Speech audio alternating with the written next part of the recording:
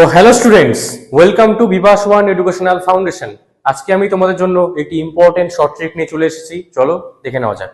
আমরা একটা question solve করছি। কি বলেছে?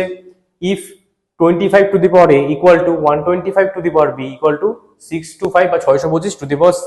ঠিক আছে, যদি দেওয়া থাকে দেন আমাদের বের করতে হবে কত, a is to b is to c কত। ঠিক আছে, এই কোশ্চেনটি খুবই গুরুত্বপূর্ণ। চলো আমরা দেখে নিচ্ছি।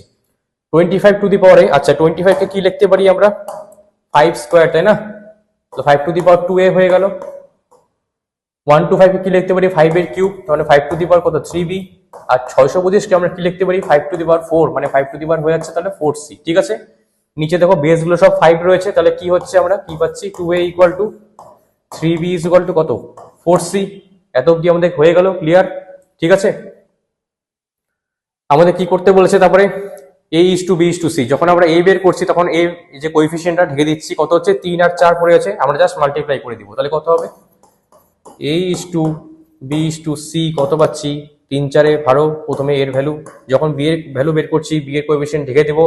2 আর 4 মানে 4 দুগুণে 8 হচ্ছে।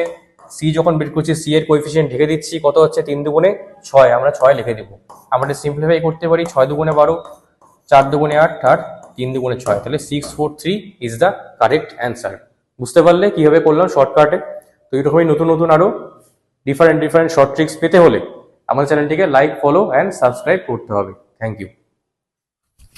Thank you for learning with Vivas One Educational Foundation. For contents like this, follow us on Facebook and Instagram today.